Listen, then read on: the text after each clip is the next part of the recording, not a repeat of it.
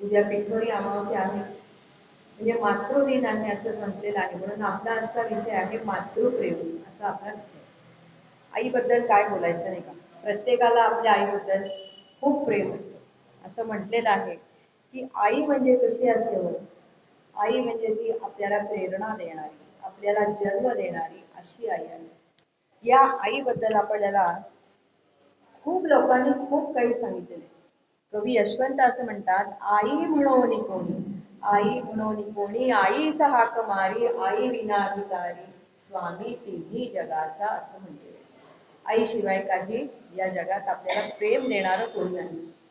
खरोखरच आई म्हणजे त्यागाची मूर्ती आहे, प्रेरणा देणारी आहे. जन्मदात्री तर आहेच आहे, जन्मदात्री तर आहेच आहे, पण प्रेरणा देणारी आहे आणि त्यागाची मूर्ती आहे. हा देह आपल्याला या जगामध्ये देते, या विश्व निर्मात्याच्या या जगामध्ये आपण येतो ते केवळ आईमुळे येतो, हे आपण बघायचंय. आणि अशी ही आई आपल्याला 9 महिने आपल्या गर्भात सांभाळते आणि 9 महिन्यानंतर ती जन्म देते. 9 महिन्यानंतर जन्म देते. जन्म देताना तिला कितीतरी त्रास होतो, कळा सोसाव्या लागतात आणि 9 महिने सुद्धा तिला खूप त्रास होत असतो असं सांगितलेलं आहे. आणि अशी ही आई केवळ आपल्या बाळासाठी हा सगळा त्रास सहन करते. अशी ही आई आपल्या बाळासाठी सगळा त्रास सहन करते. आणि मग ज्या वेळेला बाळाचा जन्म होतो, ज्या वेळेला बाळाचा जन्म होतो त्यावेळेला ती अगदी आतुर झालेली असते, कधी एकदा मला माझ्या बाळाचं दर्शन होते, माझं बाळ कसं आहे. आणि त्या बाळाचं दर्शन झालं की तिला असं वाटतं की आकाश 4 बोट ठेंगणं राहिले, आकाश 4 बोट ठेंगणं राहिले असं वाटतं. आणि त्या बाळाला कधी जवळ घेते, आपल्या कुशीत घेते, छातीशी धरते, असं त्या आईला वाटत असतं. अशी ही आई आहे. आणि मग त्यानंतर पुन्हा त्याचं सगळे श्रम सुरू होतात, बाळाची सेवा सर्व प्रकारे सुरू होते असं सांगितलेलं आहे. म्हणजे गर्भारपणामध्ये सगळा त्रास तिला सोसावा लागतोच, परत प्रसूतीच्या वेदना सोसाव्या लागतातच, परत बाळ झाल्यावर सुद्धा, अपत्य झाल्यावर सुद्धा त्या बाळाचं सगळं काही तिला बघावं लागतं. पण त्या बाळाला बघितल्या त्या आधीच्या ज्या वेदना असतील किंवा जो काही त्रास झालेला आहे, ती एका क्षणात अक्षरशः ते विसरून जाते, एका क्षणात विसरून जाते, इतका तिला आनंद होतो. आणि त्या बाळाला सांभाळायचं काम ती सुरू करते, बाळाला लहानाचं मोठं करते. ते छोट्या बाळाला काही कळत असतं का? आपल्याला भूक लागली, तहान लागली, आईच अंदाजे सगळं बघत असते. किती वेळाने याला दूध पाजायला पाहिजे, किती वेळाने याला दूध पाणी पाजलं पाहिजे, का औषध द्यायला पाहिजे, याचं पोट दुखत असेल का, या सगळ्या गोष्टी आई अंदाजाने करत असते आणि योग्य वेळी करत असते. ही झाली मनुष्य प्राण्याची आई.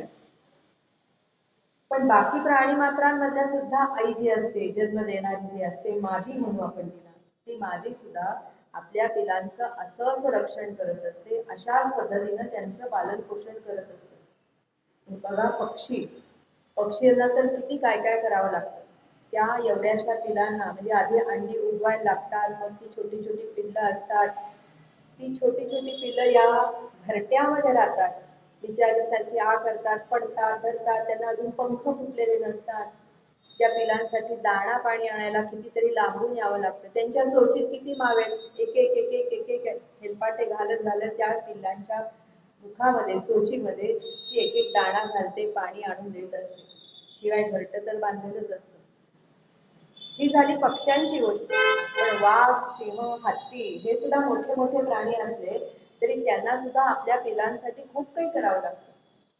आणि मांजर हा प्राणी तर असा आहे की त्या मांजरीला बोक्यापासूनच आपल्या मुलांचं किती संरक्षण करावं लागतं, हो की नाही? म्हणजे त्यावेळेला ती मांजरी आपल्या पिलांना आपल्या तोंडात धरते आणि खूप लांब कुठेतरी सारखी नेऊन ठेवते आणि सारखी जागा बदलते, कारण त्या बोक्याला जर कळलं तर तो बोका ती पिल्लं खाऊन टाकतो. ही किती वाईट गोष्ट आहे, दुर्दैवाची गोष्ट आहे. म्हणजे तिला दररोज ती जागा बदलावी लागते असं सांगतात. आणि आपले दात त्या पिलाला लागू नये ही सुद्धा काळजी तिला घ्यावी लागते. अलगदपणे उचलते आणि कुठेतरी नेऊन ठेवते. अशी ही म्हणाले ही मादी असते. या मातीला किंवा स्त्रीला हे वरदान कोणी दिले? भगवंताने दिले. का? कारण फक्त म्हणजे तिच्याकडे क्षमा, शांती, दया, प्रेम या गोष्टी तिच्याकडे असतात. म्हणून भगवंताने हिला वरदान दिलेले की हीच फक्त आपल्यासारखा जीव निर्माण करू शकते. स्त्री किंवा मादी हीच आपल्यासारखा जीव निर्माण करू शकते. म्हणून गर्भधारणा ही फक्त स्त्रीलाच होते असं म्हटलेलं आहे आणि स्त्रीच हे सगळं करू शकते असं सांगितलेलं आहे. म्हणून तिचा स्वभाव कसा आहे, अतिशय प्रेमळ आहे. ती आपल्यासारखा जीव निर्माण करते आणि त्या पिल्लाची जोपासना करते आणि लहानाचं मोठं करते, अगदी प्रेमानं करते. म्हणून भगवंतानी हे तिला एक मोठं वरदान दिलेलं आहे असं सांगितलं. आता फरक काय आहे मनुष्य प्राणी आणि प्राणी यांच्या मादीमध्ये किंवा स्त्रीमध्ये आणि त्या इतर प्राणी मात्रांच्या मादीमध्ये काय फरक आहे? तर मनुष्य माणसा प्राण्याची जी पिल्लं असतात ती आपण बाळ म्हणू. ती बरेच वर्ष म्हणजे 5-6 महिने तरी एका जागेलाच असतात. अजिबात उठत नाही, खालू शकत नाही. त्यामुळे आईला सगळं काही त्यांचं करावं लागतं. त्यांची स्वच्छता करावी लागते, आंघोळ घालावी लागते, दूध वगैरे पाजावं लागतं. बाकीचे प्राणी त्या मानाने सुखी असतात की त्यांची पिलं लवकर उभी राहतात, लवकर चालायला लागतात, लवकर उडायला लागतात. ते साधारण महिनाभर तिला त्यांची काळजी घ्यावी लागते. पण आपल्या माणसाच्या आईला मात्र ही काळजी अनेक वर्ष घ्यावी लागते. ते मूल चांगलं चालतं बोलतं झालं, पुढे चालतं बोलतं झालं म्हणजे समजा अगदी 1.5-2 वर्षाचं झालं, चांगलं चालू लागलं, बोलू लागलं, तरी सुद्धा त्याला आपले शब्द शिकवायला लागतात, त्याला चांगलं चालवायला लागतं, हाताला धरून बाहेर न्यावं लागतं, पळायला शिकवायला लागतं, अनेक गोष्टी तिला शिकवायला लागतात. पुढे शाळेत घालावं लागतं. आता हल्ली तर शाळेच्या ऍडमिशनचे किती प्रश्न आहेत हो की नाही? ते सगळं आहेच आहे. शाळेत आणा, पोचवा, शाळेतले अभ्यास शिवाय करून घ्या. ते अभ्यास तर हल्ली काय व्हॉट्सअपवर येत असतात त्याप्रमाणे करून घ्या, सगळ्या गोष्टी असतात. शिवाय शाळेच्या अभ्यासाशिवाय इतर ऍक्टिव्हिटीज सुद्धा मुलांना हल्ली शिकवावे लागतात. पूर्वीसारखं राहिले नाही, शाळेत घातलं की संपलं, तसं नाहीये. काहीतरी अदर ऍक्टिव्हिटी शिकवावीच लागते. पेटी शिकवा, गाणं शिकवा, खेळायला पाठवा, तिथे आणा पोचवा करा, म्हणजे किती तिला त्रास सहन करावा लागतो. नाही तर रिक्षा लावा, एवढा ट्रॅफिक आहे, या ट्रॅफिक मधून सगळीकडे जायला लागतं असं सांगितलं. शिवाय हे मूल थोडं थोडं मोठं होईल, मित्र मैत्रिणींमध्ये जाईल, त्यावेळेला सुद्धा त्याला चांगली संगत लागेल, चांगलीच मुलं भेटतील असंही बघावं लागतं. त्याच्यावर उत्तम संस्कार होतील असंही बघावं लागतं. हे बाळ लहानाचं मोठं झालं ना, हे बाळ लहानाचं मोठं झालं ना, तरी सुद्धा आईला त्याचं कौतुकच असतं. आईला त्याचं कौतुकच असतं. कितीही मोठा झाला मुलगा किंवा मुलगी, अगदी 25, 30, 50 वर्षाचं झालं तरी सुद्धा आईला कौतुकच असतं. त्या आपल्या मुलानं किंवा मुलीने काहीतरी चांगले गुण दाखवले, चांगलं कार्य केलं तर आईला केवढा आनंद होतो. बाकी कुणाला होणार नाही एवढा आनंद त्या आईला होतो. म्हणजे आपल्या कर्तृत्वाचा खरा आनंद आईलाच होत असतो. अशी ही आई आहे. कारण का, तिच्यामध्ये अखंड प्रेम प्रवाह आहे. तिच्यामध्ये अखंड प्रेम प्रवाह आहे, म्हणून तिलाच फक्त कौतुक असतं. ही आई आपल्या लहान बाळांना मोठं करते, त्यांचं पोषण करते, त्यांना योग्य ते पदार्थ खाऊ घालते. तिला बरोबर माहित असतं आपल्या मुलाला काय आवडतं आणि काय योग्य आहे तेही ती घालत असते. हितकारक काय आहे, त्याच्या तब्येतीला चांगलं काय आहे असंच ही आई सगळं देत असते. म्हणजे बघा, महाभारतात एक कथा येते. महाभारतात एक कथा येते. भीम जो असतो त्या भीमावरती दुर्योधन खूप त्याचा द्वेष मत्सर करायचा, भीमाचा द्वेष मत्सर करायचा. म्हणून एकदा म्हणे दुर्योधनाने भीमाला लाडू मधून विष खायला घातलं. लाडू मधून विष खायला घातलं आणि हा भीम त्यामुळे पाताळात गेला, खूप खोलवर पाताळात गेला आणि बरेच महिने तो वर आलाच नाही. खूप शोध घेतला त्याचा, पण तो काही सापडला नाही. आणि असं या पांडवांना असं वाटलं की आता हा भीम मेला, भीम मेला म्हणून त्याला जाऊन ज्यावेळेला वर्ष झालं त्यावेळेला त्या भीमाचं म्हणे त्यांनी वर्ष श्राद्ध केलं. त्या भीमाचं वर्ष श्राद्ध केलं आणि त्या वर्ष श्राद्धाला अनेक ब्राह्मण बोलावले होते, जेवायला बोलावले. आणि झालं असं की त्याच वेळेला हा भीम पाताळात कुठे गेलेला होता, तिथून वर आला आणि पांडवांच्या घरी आला. पण कोणीही त्याला ओळखलं नाही, तर त्याच्या दाढी मिशा केस सगळं वाढलेलं होतं, तब्येतीतही खूप फरक झालेला होता. आणि हा भीम त्या ब्राह्मणांबरोबर जेवायला बसला. हा भीम त्या ब्राह्मणांबरोबर जेवायला बसला. आता भीम असं काय आपल्याला माहितीच आहे किती त्याची भूक किती आयाफाट भूक आहे. खूप दिवसांनी आपल्या घरचं अन्न मिळतंय, आपल्या घरी आलोय म्हणताना खात राहिला तो खात राहिला. सगळं अन्न संपलं, सगळं अन्न संपलं तरी याची भूक काही भागेल. कुंती मातेनं मात्र बरोबर आपल्या मुलाला ओळखलं. आई अशी असते. ती म्हणली एवढा पुरुषार्थ, खाण्यात सुद्धा पुरुषार्थ दाखवणारा हा फक्त माझा भीमच आहे.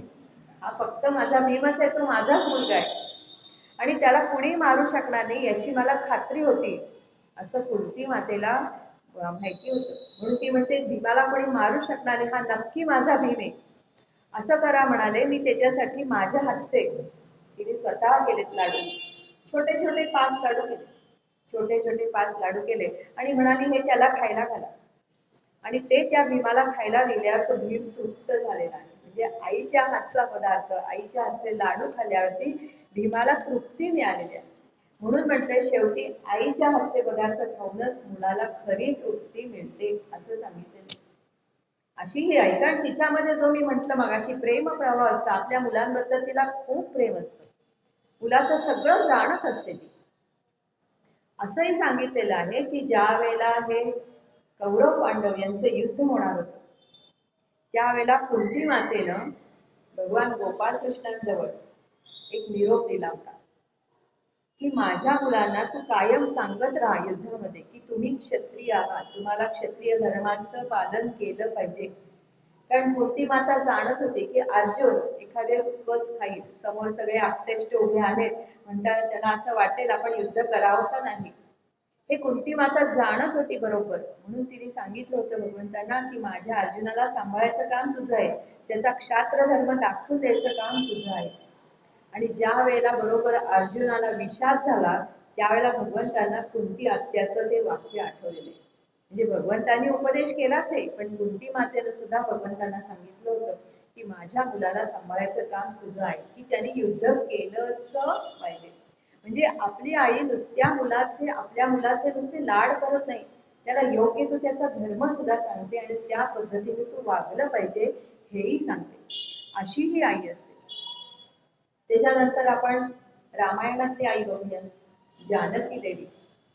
जानकी देवींचा प्रभू रामचंद्राने त्याग केला केवळ जनतेकरता. जनतेने काहीतरी म्हटलं की या रावणाच्या घरी राहायला होत्या वगैरे, या कशा काय, यांना अधिकार नाही या सिंहासनावर बसायचा वगैरे, एवढ्या एका वाक्यानुसार प्रभूंनी तिचा त्याग केला. त्याग केला.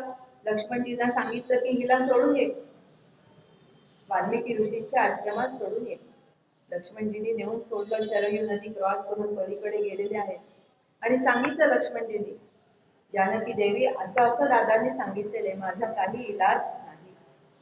त्यावेळेला काय वाटलं असेल जानकी देवींना, त्यांना असं वाटलं की आता आपल्या जगण्याला काय अर्थ आहे, रामांशिवाय जगायचं, पतींशिवाय जगायचं हे चुकीचं आहे, योग्य नाही, मला जमणार नाही. आणि त्यांनी माझा त्याग केलाय म्हणजे मी परित्यक्त आहे, मी परित्यक्त आहे, मला त्यांनी दोषी ठरवलेला आहे. आणि केवळ का तर माझी जनता म्हणते म्हणून मला परित्यक्त ठरवले. खूप वाईट वाटलं, आता मला जगायला नकोसं वाटतंय, मला जगणं असह्य झालेलं आहे. म्हणून आता आत्महत्या करावी असं त्यांना वाटलं, आत्महत्या करावी असं वाटलं. पण दुसऱ्याच क्षणी त्यांनी विचार केला की माझ्या गर्भामध्ये, माझ्या उदरामध्ये गर्भ वाढतोय, त्या गर्भाला, त्या बाळाला मला जन्म देणं हे माझं कर्तव्य आहे, तो माझा धर्म आहे. आणि हे बाळ कुणाचं आहे, इक्ष्वाकू कुळातलं आहे, प्रभूंच्या कुळातलं आहे, प्रभूंचं बाळ आहे, याला जन्म दिलाच पाहिजे, हे माझं कर्तव्य आहे. त्यामुळे त्या बाळासाठी जगणं हे आवश्यक आहे. ते जानकी देवीने ओळखलं आणि त्या बाळांसाठी केवळ त्या वाल्मिकी ऋषींच्या आश्रमात येऊन राहिलेले आहेत. तिथे राहून त्यांनी 2 बाळांना, 2 पुत्रांना जन्म दिलेला आहे. त्यांची नावं लवकुश आपल्याला माहिती आहे. पुढे त्या बाळाने विचारलं नसेल का हो आईला, जानकी देवींना, आमचे बाबा कोण आहेत, कसे आहेत, कुठे आहेत, नक्कीच विचारलं असेल, काय उत्तर दिलं असेल नाही का. पण तिने कधी त्या बाळांना, आपल्या लवकुशांना कधीही सांगितलं नाही की तुमचे बाबा कोण आहेत, त्यांनी मला टाकून दिले का, माझा त्याग केलाय, मी परित्यक्त आहे. म्हणजे तिला उत्तर देणं सुद्धा किती अवघड केलं असेल हो. पण त्या मुलांपर्यंत हे तिने कळू दिलं नाही. त्यांना लहानाचं मोठं केलंय. त्या वाल्मिकी ऋषींच्या आश्रमात ती राहिली. ती कोण आहे, सुषा आहे कोणाची, दशरथ राजांची सुषा आहे, हो की नाही. म्हणजे ती राज्ञी आहे, अयोध्येची राज्ञी आहे. पण ती कुठे राहिली, वाल्मिकींच्या आश्रमात. तिने स्वतःला काय केलं, त्याच्यासाठी त्याग केला आहे, केवळ मुलांसाठी त्याग केलेला आहे. आणि तिथे राहून त्या बाळाला जन्म देऊन त्यांना लहानाचं मोठं केलं. एवढंच नाही तर प्रभूंना जेव्हा ते आपल्याला सगळं पुढचं माहिती आहे की प्रभूंकडे ते गेलेले आहे, संपूर्ण रामायण त्यांना सांगितलेलं आहे आणि प्रभूंना जेव्हा कळलं की ही बाळ माझीच आहे, ही बाळ माझीच आहे, त्यावेळेला त्यांनी त्यांचा स्वीकार केला. त्यावेळेला जानकी देवीने सुद्धा त्यांची ठेव त्यांना सुपूर्द केलेली आहे. कुठल्याही प्रकारचा दोष पतिदेवांना दिलेला नाही, प्रभू रामचंद्रांना दिलेला नाही आणि ती ठेव त्यांची सुपूर्द केली. असं म्हणाले नाहीत की या मुलांना मी लहानाचं मोठं केलं, आता तुम्ही काय अधिकार दाखवताय, असं काही म्हणाले नाही. आणि माझं कर्तव्य संपलं, इथपर्यंतच माझं कर्तव्य होतं, आता मला या जगात राहायचं नाही. आणि म्हणून त्या आपल्या भूमी मातेशी एकरूप झालेले, म्हणजे केवळ आणि केवळ आपल्या उदरातल्या गर्भासाठी, आपल्या बाळासाठी त्या जगल्या, त्यांना त्यांनी जन्म दिला, त्यांना लहानसं मोठं केलेलं आहे. ही केवढी आईची कृपा आहे आणि आईचं प्रेम आहे. म्हणून म्हटलं मातृप्रेम हे असं असतं, फार कठीण आहे. हे साध्या म्हणजे पुरुषांना हे जमणार नाहीये असं भगवंतानं जाणवलेलं असणार आणि म्हणूनच भगवंतांनी फक्त स्त्रीलाच हा अधिकार दिलेला आहे. आपल्याला माहितीये महाभारतात अजून एक कथा येते किंवा भागवताचे येते, ज्या वेळेला अश्वत्थाम्याने ही संपूर्ण पृथ्वी निष्पांडवी करायची असं ठरवलं, त्याला ब्रह्मास्त्र सोडले. कुणाकडे, कुणावरती सोडले तर उत्तरेच्या गर्भावर. उत्तरा कोण होती? अभिमन्यूची पत्नी. अभिमन्यूचा चक्रव्यूहामध्ये वध झालेला होता आणि ही उत्तरा त्यावेळेला गर्भवती होती. त्यावेळेला तिच्या सुद्धा गर्भावरती त्यांनी अशा ब्रह्मास्त्र सोडलेले, का की तो जीव मेला पाहिजे, पांडव या जगातून पूर्ण नाहीसे झाले पाहिजे. आणि त्या ज्या वेळेला त्या उत्तरेच्या लक्षात आलं की तिकडून येणारा एक तप्त बाण आहे आणि तो बाण माझ्याकडे येतोय, पण त्या बाणाचं लक्ष कोण आहे तर माझ्या गर्भातलं बाळ, हे तिच्या ज्यावेळी लक्षात आलं त्यावेळी ती भगवान गोपाल कृष्णांच्या चरणी अनन्य भावने शरण गेली. देवा देवा मला वाचवा, मला वाचवा, कारण तो जो एक तप्त बाण आहे तो माझ्याकडे येतोय आणि तो माझ्या गर्भाकडे येतोय, माझा गर्भपात करण्याचं किंवा माझ्या बाळाला मारण्यासाठी तो येतोय. मी मेले तरी चालेल, असं तिचं वाटतं. मी मेले तरी चालेल, मला काही झालं तरी चालेल, पण माझ्या बाळाला काही होता कामा नये, असं उत्तरेनं भगवान गोपाळ कृष्णांना म्हणते. अशी ही आई आहे, मला काही झालं तरी चालणार आहे, पण माझं बाळ मात्र जिवंत राहिलं पाहिजे. आणि तोच परीक्षित राजा आपल्याला माहिती, तोच परीक्षित राजा. आणि तिने त्या परीक्षित राजाला जन्म दिला, तिने त्या परीक्षित राजाला जन्म दिला आणि म्हणून तर आपल्याला सगळं भागवत पुढे कळलं, नाहीतर कळलं असतं का? अजिबात कळलं नसतं असं म्हटलेलं आहे. म्हणून म्हटलेलं आहे की परीक्षित राजा आपल्यापर्यंत आलेला आहे, म्हणून आपल्याला भागवत कळलं. केवळ या उत्तरेमुळे हे सगळं झालेलं आहे. पुढे आपण आता अलीकडच्या काळातली माता बघूया. योगिनी जोगळेकर ज्या महान कवयित्री आहेत, त्यांनी असं म्हटलेलं आहे की नमस्कार करावा कुणाला? सूर्याला, पण त्याआधी पूर्व दिशेला नमस्कार करावा, पूर्व दिशेला नमस्कार करावा. त्याचप्रमाणे दंडवत आधी शिवाला नाही करायचं, तर आधी जिजामातेला दंडवत करावा. म्हणजे ज्या दिशेकडून सूर्य उगवतो, ज्या दिशेकडून सूर्य उगवतो त्या दिशेला आधी म्हणाले नमस्कार करावा. त्याचप्रमाणे ज्या मातेनं छत्रपती शिवाजी राजांना जन्म दिला त्या मातेला आधी दंडवत घालावा, असं आपल्या योगिनी जोगळेकरांनी त्यांच्या कवितेत म्हटलेलं आहे. हे खरंच आहे. जिजामाता जर नसत्या तर आज आपल्याला छत्रपती शिवाजी महाराज मिळाले असते का? आज आपण या स्वतंत्र भारताचे नागरिक झालो असतो का? किती अवघड काम होतं. सगळं मुघलांचं राज्य होतं, हे सगळे मुघल लोक आपल्या राज्यावरती राज्य करत होते आणि आपल्या लोकांचा छळ करत होते. आया बहिणींची आबरू लुटत होते, गायींची हत्या करत होते. त्या अशा वेळेला जिजाबाईने आपल्या बाळाला काय शिकवलं? हेच शिकवलं की बाळा रे, तुला आता जनतेसाठी उभं राहिलं पाहिजे, जनतेसाठी उभं राहिलं पाहिजे आणि या मुघलांच्या विरुद्ध लढलं पाहिजे. त्यासाठी त्यांनी मावळे जोडलेले आहेत, अनेक लोक जोडलेली आहेत. शिवाय छत्रपतींना सगळ्या प्रकारच्या शस्त्र अस्त्रांचं त्यांनी शिक्षण दिलेलं आहे. त्यासाठी तडफदार असे दादाजी कोंडदेव हे गुरु बोलावलेले आहेत. आणि एवढंच फक्त नाही केलेलं, म्हणजे सगळ्या शस्त्रांच्यावर शिक्षण दिलेलंच आहे, त्यांची मानसिकताही तयार केलेली आहे की तुला या मोगलांच्या विरुद्ध लढायचं आहे आणि आपलं स्वतंत्र राज्य स्थापन झालं पाहिजे. आपलं स्वतंत्र राज्य स्थापन झालं पाहिजे, तरच आपलं आता यापुढे निभाव लागणार आहे आणि हे काम तुलाच करायचं आहे. अशा तऱ्हेने शिवाजी महाराजांना घडवणारी ही जिजामाता आहे. आणि फक्त एवढंच सांगून थांबल्या का?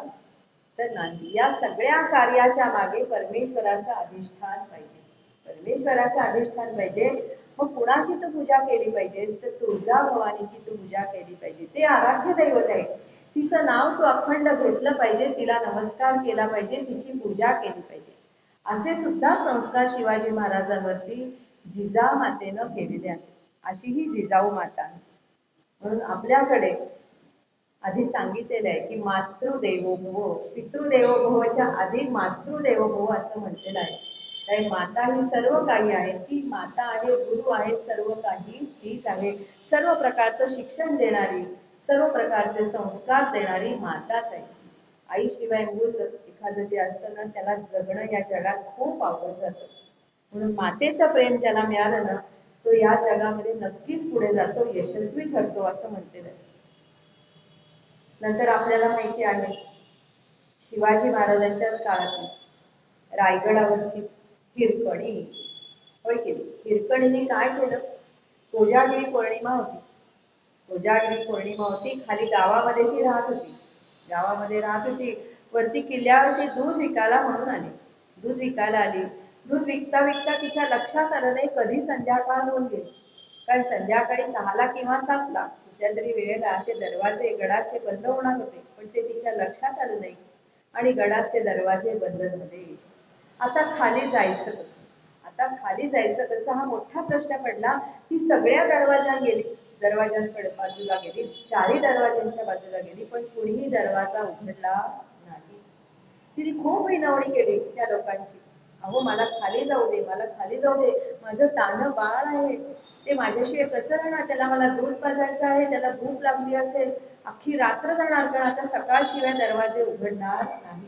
पण कुणीही तिचं ऐकलं नाही आणि दरवाजे उघडले नाही. काय करावं तिला? एका दरवाजापाशी गेली, विचार केला की इथून मला खाली जाता येईल का? रात्र होती, काळा कुट्ट अंधार, जरी पौर्णिमा असली तरी सुद्धा रात्रच नाही, अंधार असतोच. तो काय कडा नेहमी वर होती, त्या कड्यावर नेहमी उतरणारी होती का? नाही, एक स्त्री होती. पण तिने काय विचार केला? नाही, मला माझ्या बाळासाठी जायलाच पाहिजे, बाळासाठी जायलाच पाहिजे. आणि तो अवघड कडा होता की जिथून शत्रू सुद्धा येऊ शकणार नाही असं शिवाजी महाराजांना वाटलं होतं. आणि म्हणून ती तिथून खाली उतरते. कशी उतरली असेल एवढ्या रात्रीतून? आणि घरी जाऊन बाळाला जेव्हा तिने छातीशी धरलं, तेव्हा तिला अगदी बरं वाटलं, तेव्हा समाधान वाटलं. एवढा कडा उतरून ती खाली असणार, आली दमली असणार, पण बाळाला घेतल्यावर ती सगळं काही विसरली. कुणासाठी आली? फक्त बाळासाठी आली. तिला काही सन्मानाची वगैरे जरूर होती का, अपेक्षा होती का, की आता शिवाजी महाराज उद्या माझा सन्मान करतील म्हणून मी हे सगळं शौर्य केला पाहिजे, हे धाडस करायला पाहिजे, असं काही होतं का? नाही, तिला काही माहितीही नव्हतं. आणि ज्या वेळेला छत्रपतींना कळलं की अशी अशी एक स्त्री वर आली होती आणि ती कुठून गेली, काय झाली माहिती नाही, तेव्हा तिचा शोध घेतला, त्यावेळेला त्यांना कळलं की ती या कड्यावरून खाली गेली केवळ आपल्या बाळासाठी. आणि त्यावेळेला छत्रपतींनी तिची साडी चोळी, फळ, नारळ देऊन तिचा सन्मान केलेला आहे आणि त्या कड्याला हिरकणी असं नाव दिलेलं आहे.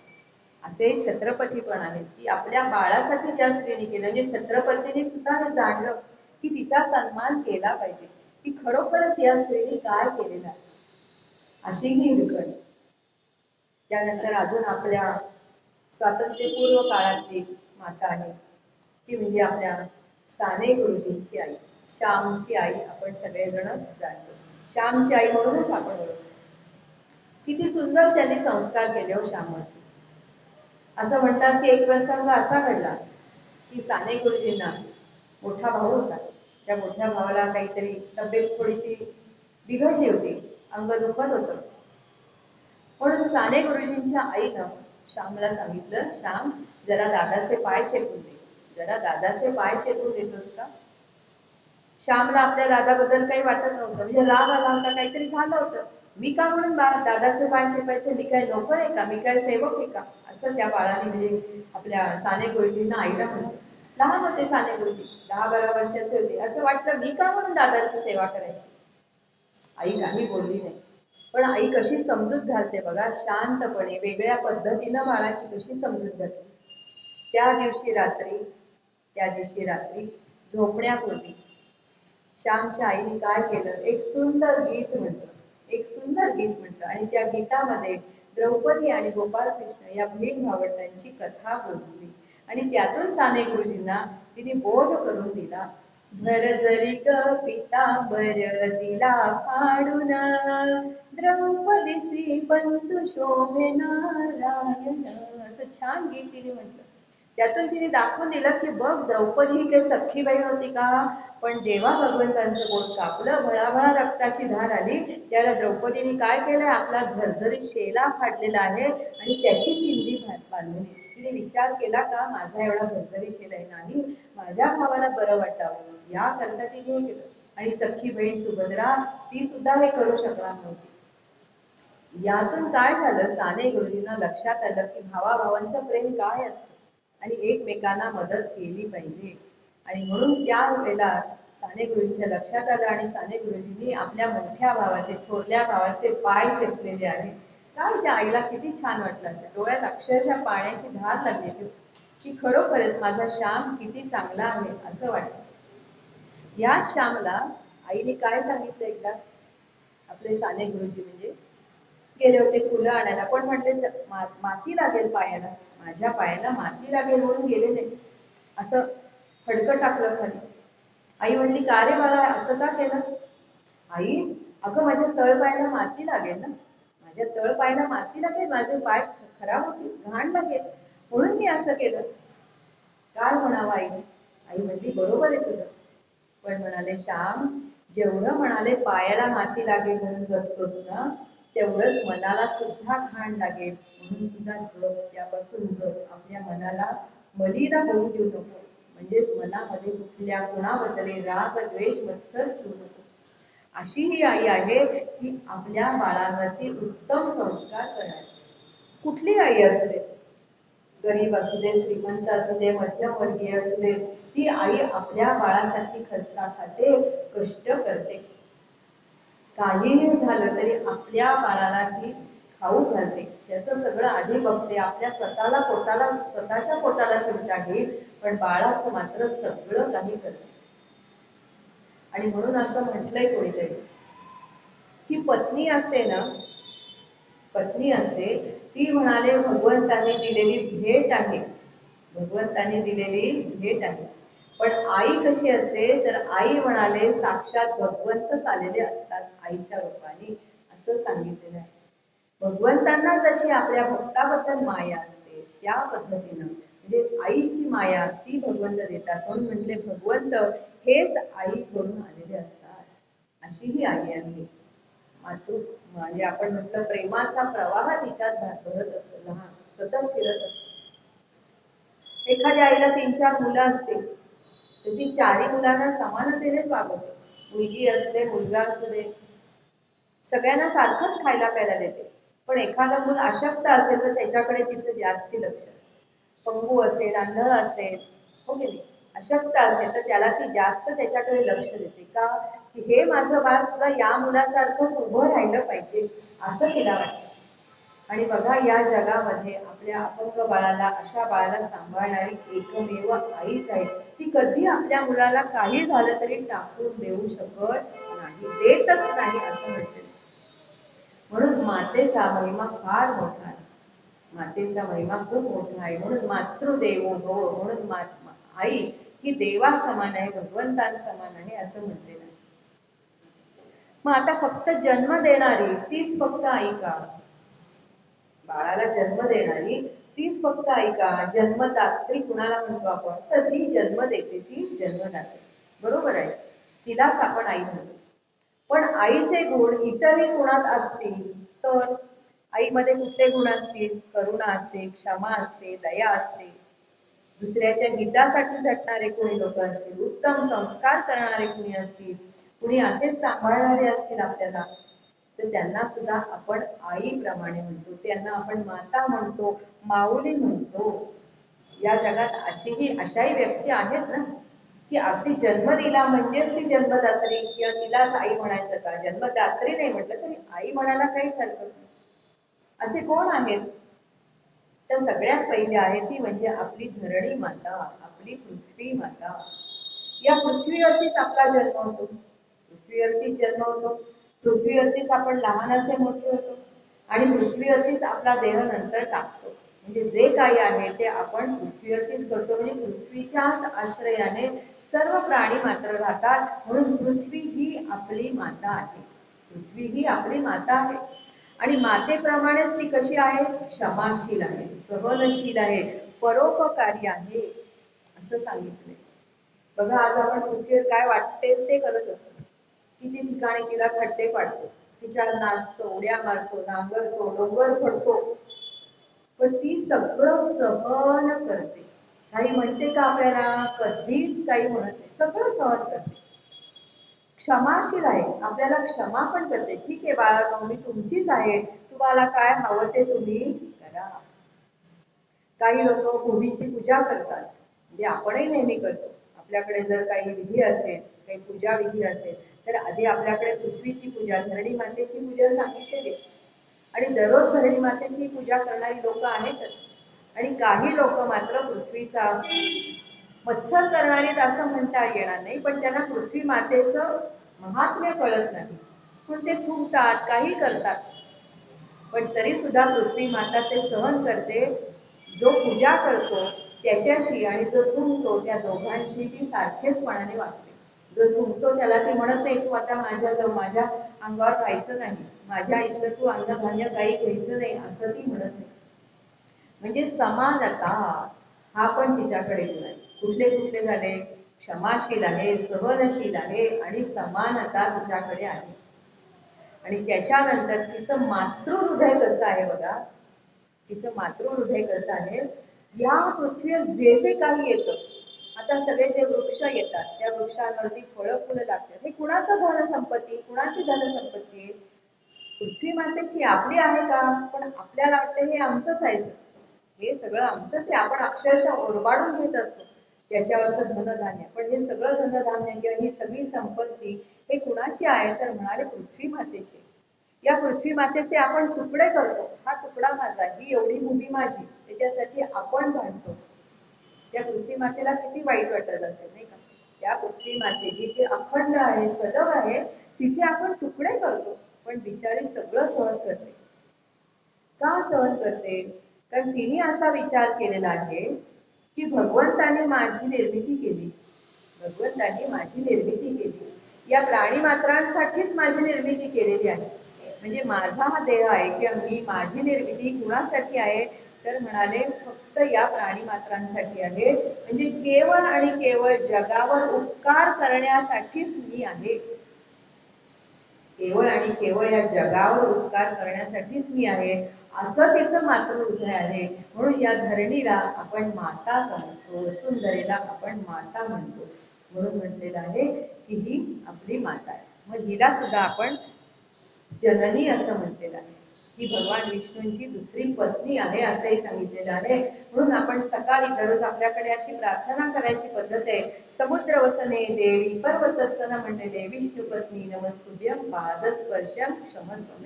हे पृथ्वी माते तुम्हाला क्षमा कर. ती तुझ्यावर दररोज उड्या मारतोय, नाचतोय, तुझ्यावरती राहतोय, तुझ्या अंगावरती, तुझ्या अंगाखांद्यावरती मी लहानाचा मोठा होतोय, तुला किती त्रास होत असेल, म्हणून दररोज तिची क्षमा मागावी आणि तिची पूजा करावी असं सांगितलं.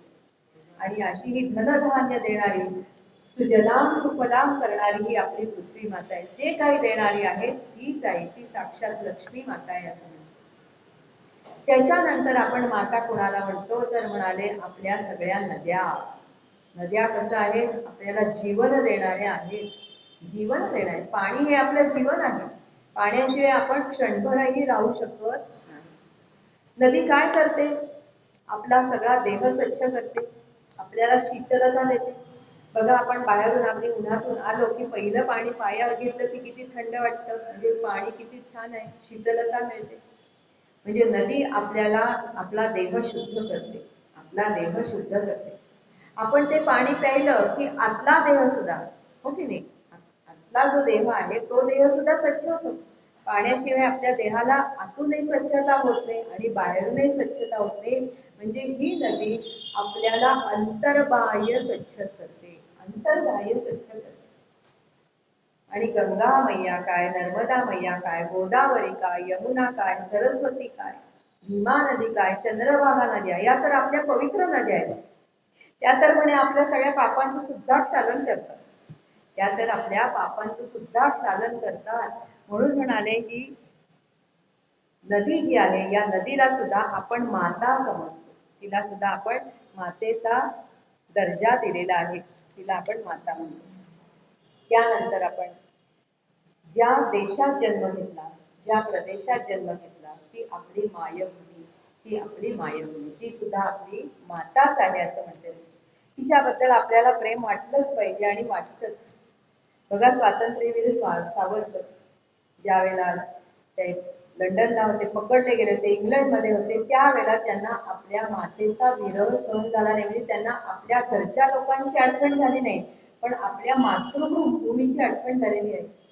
हो की नाही, आपल्या मातृभूमीची आठवण झाली. म्हणून ते म्हणतात ने वजसी ने, हो की नाही, कुठे ने तर माझ्या मातेकडे घेऊन जा, माझ्या मातृभूमीकडे तू घेऊन जा, असे शब्द त्यांच्या मुखातून आले.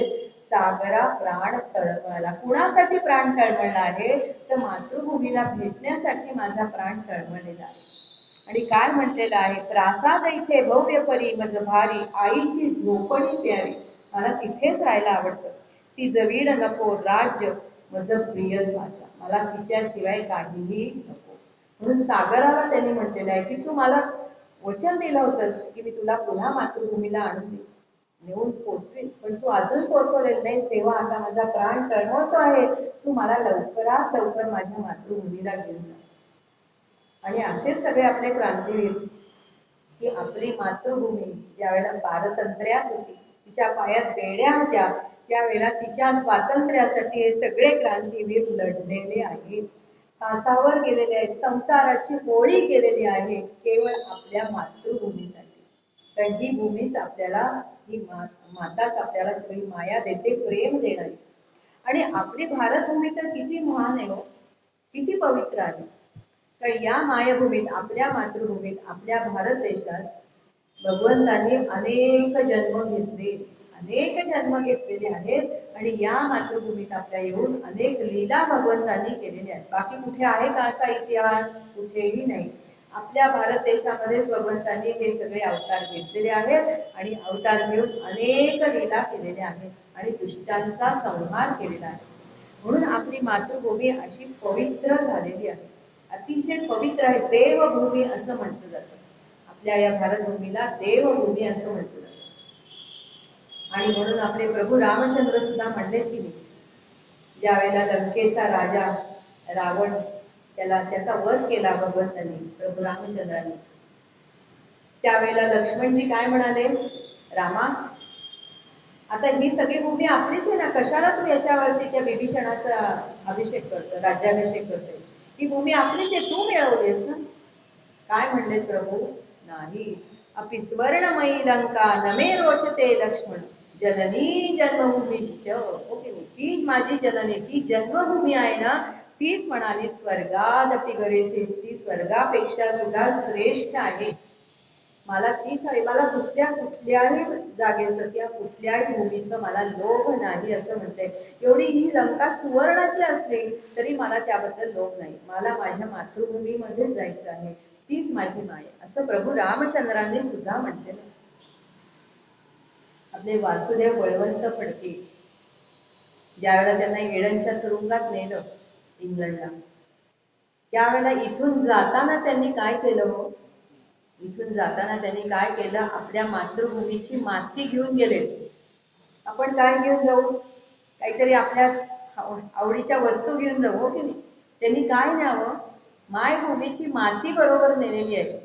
आणि तिथेच त्यांचा मृत्यू काळ जवळ आला, अंतकाळ जवळ आला, तेव्हा त्यांनी सांगितलं होतं की माझा ज्या वेळेला देह इथे पडेल, मृत्यू होईल, त्यावेळेला ही माती मी आणलेली, ही माती माझ्या अंगावर टाका, की जेणेकरून मला असं वाटेल की माझ्या मायभूमीच्या अंगावरतीच मला मरण प्राप्त झालेले.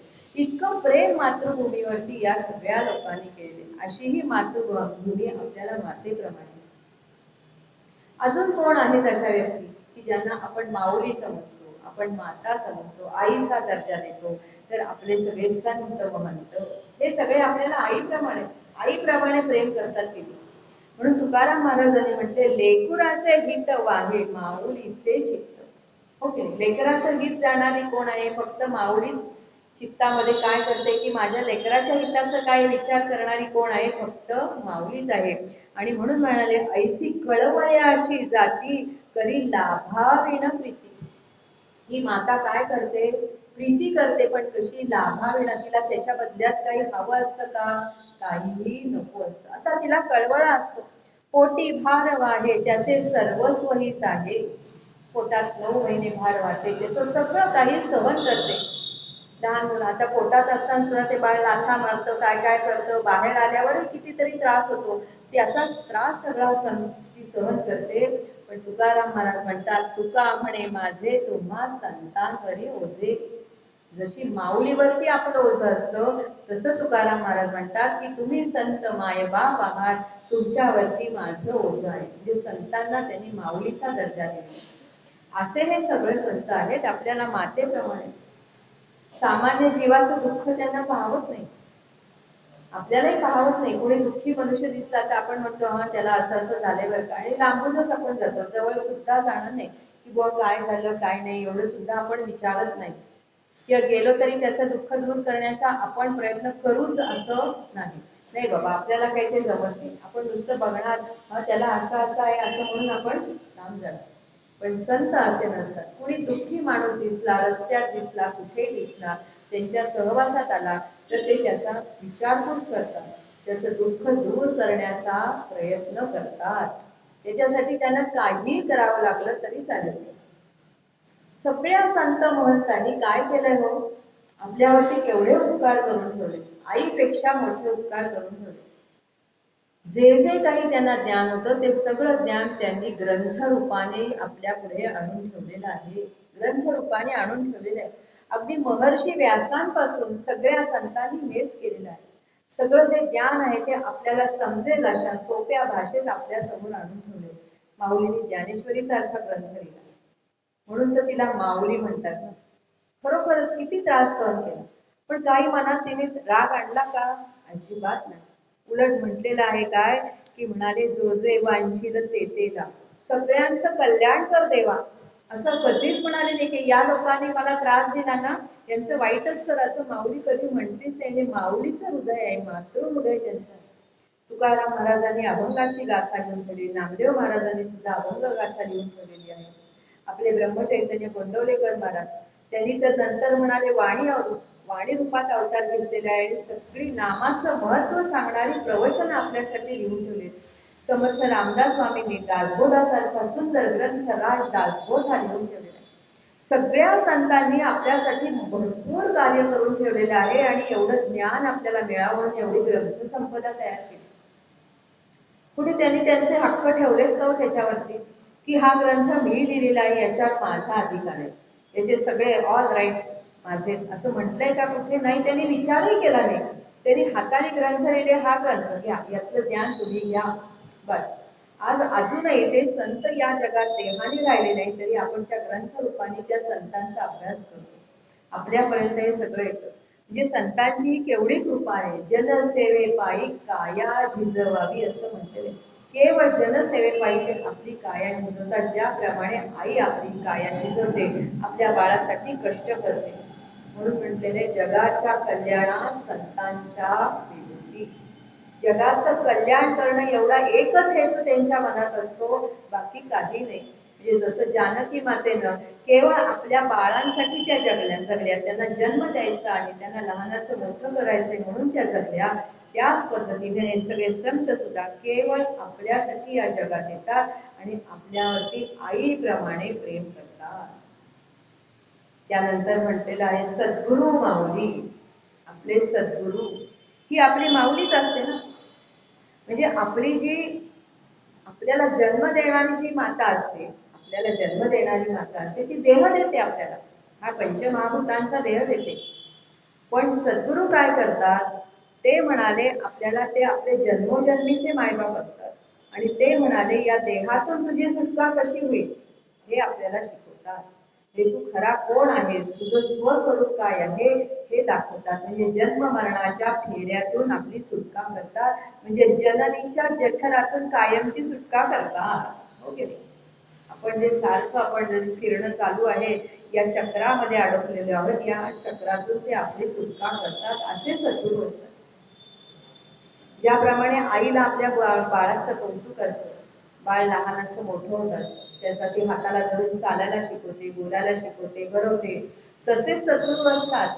आपल्या शिष्याचं सगळं काही बघतात, त्याचं बोट धरून त्याला चालवतात, त्याच्याकडून साधना करून घेतात, त्याच्याकडून साधना करून घेतात आणि अगदी वरच्या पदापर्यंत पोहोचवतात, मोक्ष पदापर्यंत पोहोचवतात. तोवर सद्गुरू आपल्या शिष्याचा हात सोडत नाही.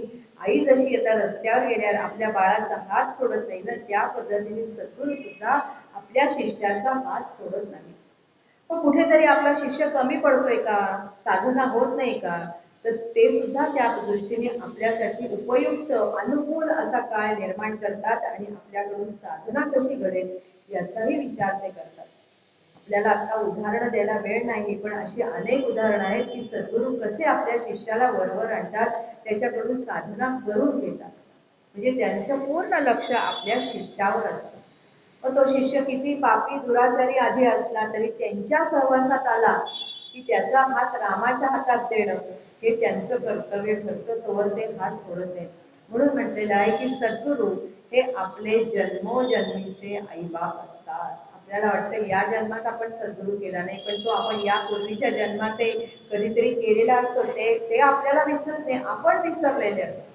आपण म्हणतो आम्ही अशा अशा आमच्या सद्गुरूंचा अनुग्रह घेतला, पण तो आत्ता घेतला असं आपल्याला वाटतं, पण सद्गुरू आपल्या पाठीशी कायमच असतात असं सांगितलं. अशी ही सद्गुरू माऊली आहे. म्हणून म्हटले आईचे उपकार अनंत असतात, ते आपण फेडू शकत नाही. आणि अशा अनेक व्यक्ती या जगात आहेत.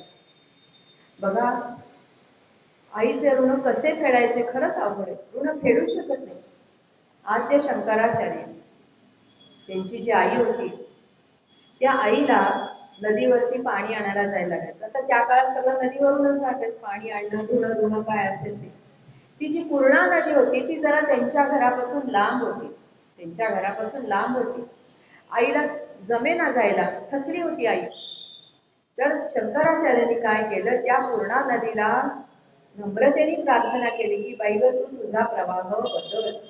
आणि त्या पूर्णा नदीचा प्रवाह त्यांच्या घराच्या इथून वाहू लागलेला आहे. केवळ आईसाठी त्यांनी हे कार्य केलेले. आणि असंही सांगतात की ज्या वेळेला तर संन्यास त्यांनी घेतला म्हणताना ते आईला, ज्या वेळेला संन्यास घेतला त्यावेळेला आईला वचन दिलं होतं की मी संन्यास घेतलाय, मी तुझ्याजवळ राहणार नाही, मला आता कार्य करायचं आहे. कारण आपल्याला माहिती आहे आचार्यांनी केवढं काम केलेलं आहे, आपल्या सगळ्यांच्या मनात भक्ती निर्माण करण्याचं काम केलेलं आहे. पण आईला वचन दिलं होतं की तुझ्या अंतकाळी मी येणार आहे, मी येणार आहे. आणि बरोबर अंतकाळ आला आईचा. ते काय अंतर्ज्ञान येतो शंकराचार्य, बरोबर त्यावेळेला आलेले. आईने सांगितलं होतं की बाळा तूच माझे अंत्यसंस्कार करायचे, तूच माझे अंत्यसंस्कार करायचे. आता संन्यासी मनुष्य आहे, तो अंत्यसंस्कार करू शकतो का? नाही. पण आचार्यांनी काय केलं, शास्त्राच्या विरुद्ध, शास्त्रात जे काही नियम सांगितले की संन्यासाने अंत्यसंस्कार करू शकत नाही, कारण ते अग्नीला स्पर्श करू शकत नाही म्हणून. पण त्या शास्त्राच्या विरोधात जाऊन त्यांनी अग्नी संस्कार केलेले आहेत, कुणाला अंत्यसंस्कार केलेले, कुणाला आपल्या आईला, केवळ आईसाठी केलेले. आपले समर्थ रामदास स्वामी, त्यांची आई सुद्धा शेवटी शेवटी त्यांना दिसत नव्हतं, त्यावेळेला येऊन आईला त्यांनी प्रभू रामचंद्रांचं साक्षात दर्शन घडवलेलं आहे. म्हणजे आईचे ऋण या संतांनी सुद्धा ठेवलेले नाहीयेत, आईचे ऋण या संतांनी सुद्धा ठेवलेले नाहीयेत असं सांगितलेलं आहे. श्री ब्रह्मचैतन्य गोंदवलेकर महाराज त्यांनी सुद्धा आपल्या आईला काशी यात्रा घडवलेली आहे, घेऊन गेलेले आहेत. काशीला गेल्यावर तिच्या हातून अनेक लोकांना म्हणजे दान धर्म तिच्या हातून केलेला आहे. शेवटच्या काळात तर आईला उठवत नव्हतं, बसवत नव्हतं, पण तिला दररोज स्नान घालत होते. अयोध्येत होते त्यावेळेला महाराज. आईला घेऊन घाटावरून खाली उतरायचे, नदीमध्ये घेऊन जायचे, स्नान घालायचे, पुन्हा उचलून वर आणायचे. असं सगळं काही केलेलं आहे. पुंडलिकाने सुद्धा आपल्या आई वडिलांची सेवा केलेली आहे.